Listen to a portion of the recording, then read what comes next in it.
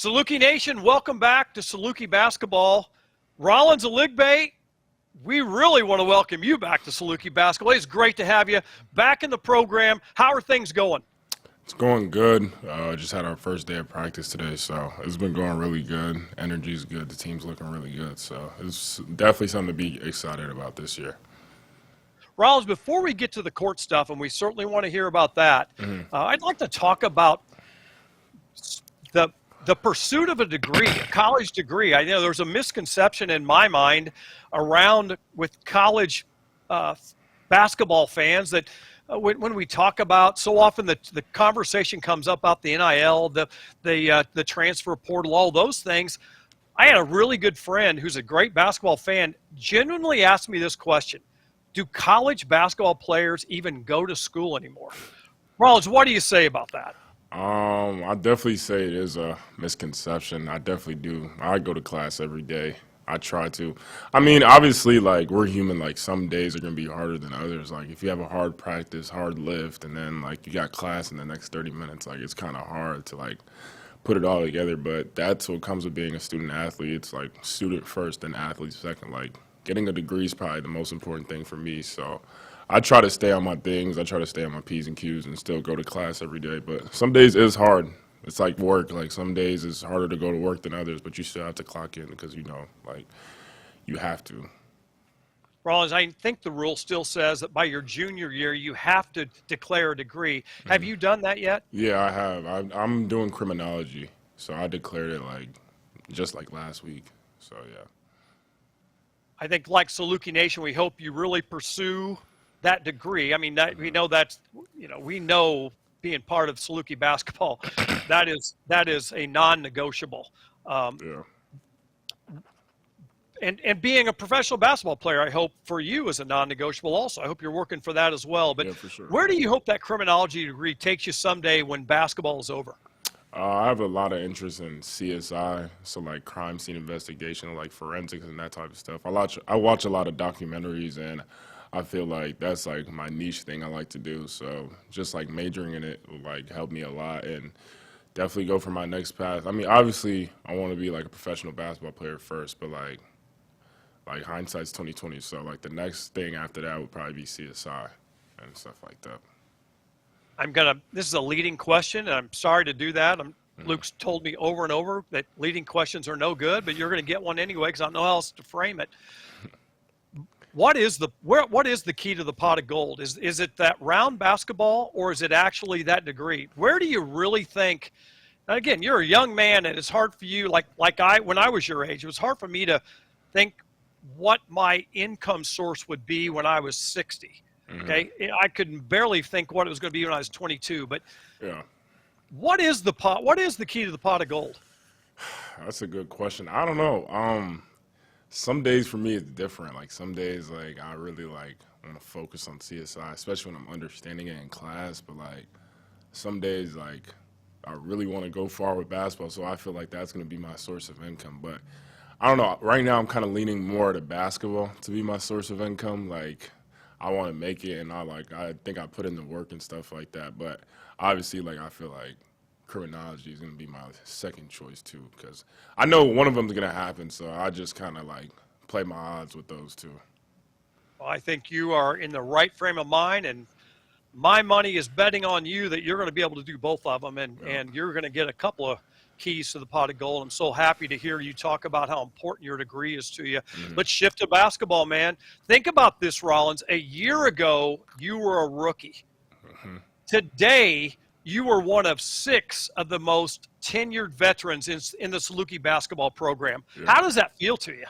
It feels great. I mean, obviously, like, meeting with fans and stuff, like, a lot of people told me, like, they're happy for me to come back and, like, they're ready for me to have, like, a big year this year, and they knew I was a rookie and stuff. So, I mean, I feel like it's good having all those guys back with me. We really have a close bond. So now we're just trying to bring that bond to the new team, and I feel like that's definitely helping. So, no, I'm definitely glad to be back. It's even a better atmosphere this year. So I think, like, the games and stuff like that is going to be even better. Rolyns, what have you learned starting maybe even in June of 2025 to the present time? You say official practice has just started. What is the role of a veteran as opposed to that role of a rookie? What is now expected of you just being one of the veteran guys? So obviously, like coach still like I mean, you're obviously gonna make mistakes, but like as a rookie, like as my freshman year, a lot of it was just, and I see it with the other freshmen. Like it's a lot of understanding, like trying to like get to the pace of play, trying to understand different reads, different coverages, and that type of stuff. So that's for me last year. That was what it was like majority of the year, just trying to like understand it. But when I started understanding it, it made more sense. But now like as an older guy and I'm a sophomore now and I have people under me like freshmen and stuff like that, like it's just trying to be a leader to them and try to like set good examples for them so they can't do the same thing I used to do last year and they can like fix it up like as quick as they can. So I definitely think it's a good role. I mean, I try to be more vocal and stuff like that. I try to keep a smile on my face because I don't want other people to look at me and like they get in a bad mood and stuff like that. So that's what I'm trying to do more often. Again, I'm kind of wondering about the approach of a veteran. I think back a year ago, man, coach put you guys to the test with that non-conference schedule you had. And Yeah. I'm thinking specifically about the trip to Florida. You go Yeah. play the Florida Gators. What did you learn from that game as you look back in hindsight? None of us knew they were going to be the national champions. Luke Yeah. and I actually said on the air when the game ended, this is a Sweet 16 team, and who knows, this team could go a long way. But what did you learn from that game and the first game down in Florida? I mean, obviously, it was my first SEC game, like watching or playing. So, I mean, it was definitely a test. As a freshman, you're kind of nervous. Well, no, actually, I lied. I wasn't nervous. I came in kind of swinging. Like, I wanted to have a big game, not like selfishly, but like I don't know. I don't really get scared before games. I don't really get nervous like playing anybody. Like we're all the same. Like we're all at the same level. So like I didn't really, but it definitely was a different experience. It got loud in there. So like just trying to like stay composed and stay like under pressure. Like yeah, it was hard. But I mean, I didn't think that they were gonna be who they became to be. Obviously, but after that, I kind of did see like how they did do that because they had a lot of pieces and they all ran under one person and he would like lead the team. So I think that's what really helped them last year. Was it noticeable to you the length, speed, strength, and skill level of a team like Florida as opposed to any of the other teams you've played prior to that game?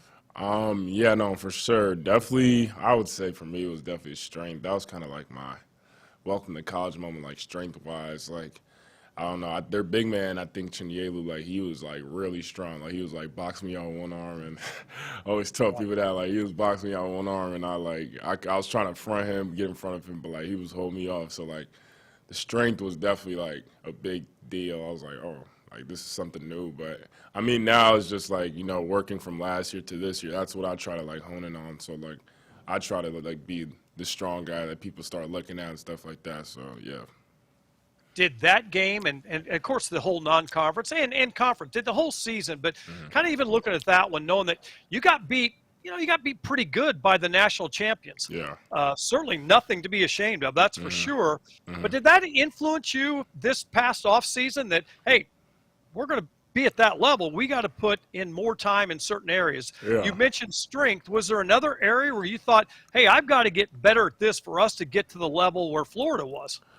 Well, if you're talking about individually, yeah. Like, I mean, just mentality wise, I'm starting to like be more locked in on different things and stuff like that. But like team wise, you can just tell the difference between our team last year and this year. Like, it's culture. Like, that's what I think that when we came and played them, we didn't have that. We didn't have no culture. But like now I think that if we played them this year, it would be even a better game because we have like culture this year and we all know what we want, and that's an NCAA tournament. So like that's what we're all holding in on. Like everybody is like everybody's 10 toes down on that. So that's the difference. I think like I think we had like last year. I think we had guys that's like head wasn't in the right place, just thinking about other things before the season even like ended and stuff like that. So it was kind of a mess last year, but I'm still grateful for it because it was a learning experience. But I definitely think we changed our mentality this year. So.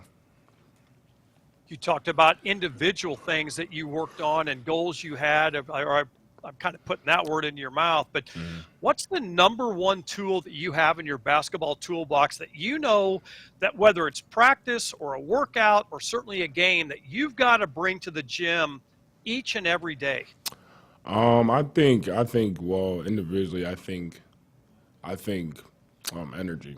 I feel like, I mean, I think people seen it from last year and stuff like that. Like I came in and like give us a spark. I would try to be the energy guy, and I think like you just can't teach energy. Like you can't teach somebody to play hard. So it's just kind of like a mentality thing, and I think I'm a mentally strong guy. So I think that's one thing individually that I think that nobody can really like compete with me with. Like just having energy, like always on 10. And sometimes it can be a bad thing, like, slowing down and stuff like that. But I think it's definitely more of a positive thing. I'm going to go back to a year ago, right after the Florida game. We played Louisiana Tech, La Tech, and really good basketball game down in a multi-team event. And Yeah. and you came into the game, you came off the bench, and in my opinion, you were having a monster game. And frankly, in the second half, there was a stretch where I personally sat there watching the game thinking you were the most dominant player on the floor. We had a lead. You were blocking shots, getting rebounds, scoring at the rim powerfully, where you were doing to La Tech what would happen to the Salukis a few days prior to that in Gainesville. Yeah. And then you had a really disappointing ankle injury. Yeah. If you look back on that, and maybe, I guess, again, I'm talking about shot blocking, rebounding, power baskets. Which of those three things that you value the most, that you feel like to help this team get to an NCAA tournament, you've got to bring to the court every night? Definitely rebounding. I mean, I feel like my coaches kind of tell me that like I should be like the best rebounder in the conference, like in the Valley. So I try to bring that like every single day. I genuinely don't think anybody can rebound with me, especially when I'm going hard to the basket. So I try to bring that. That's probably the most thing I hone in. And then power baskets, obviously, like I think I have a problem. Like when I do get an offensive rebound, I'm not looking at passive because I worked hard to get the rebounds. So like I think rebounding. Amen, brother. Thank you very much for saying that. Well, I definitely think rebounding is the number one thing for me. That's music to our ears. That's to basketball fans, especially Saluki fans, that very much value rebounding, both on offense and defense. That is what we were hoping you were thinking. That's the sign of a more mature player. And let's use that word maturity. How has your game matured, Rolyns? How do you see yourself as a more mature player in your approach, whether it's on the court or off the court? Definitely on the court, I try to be more of like talkative, try to like encourage more people, try to be loud because I think I have a really loud voice, so everybody kind of needs to hear it. And then just like slowing down when the game come to me a little bit, that's what I'm trying to focus on. And I think I'm doing way better at it, like in practice and stuff like that. So I think that's the number one thing, just trying to slow down, feel like the pace of the game and stuff like that, and not always try to make like a home run play. Like that's something I think I struggled with last year. Like I'll try to make a home run play, but it's not always needed. Like, get a rebound, hold it down, look for your guard, stuff like that. So I think I'm definitely working on that way better this year. Rolyns, I'll get you out on this thought, maybe your ideas on this. Do you and your team, do you guys talk about mismatches, whether it's on the offensive end or defensive end? Are you looking for that advantage every possession? Again, whether it's a disadvantage for you can put the opponent on their offensive end at a disadvantage, or certainly, hey, I've got a mismatch. Let's do this. Is that something you guys are, conscious of throughout practices and games? Yeah, no, we definitely are conscious about like mismatches, especially with the bigs. Like sometimes if you set a hard screen and you roll hard enough, like you're gonna have a guard on you. So like that's why they try to emphasize like ducking in and posting up as hard as you can. So we try to do definitely like emphasize the mismatches to get the switch. Like if a big gets on a guard, like we try to go at him and stuff like that. But I definitely do think we try to go for the mismatches. Rolyns, thanks so much for your time, man. We can't wait to see you in action. We got another good non-conference schedule ahead. Man, again, that road is a beast, so it's going to take a lot for you guys to prepare for. Thanks again for being with us. Thank you.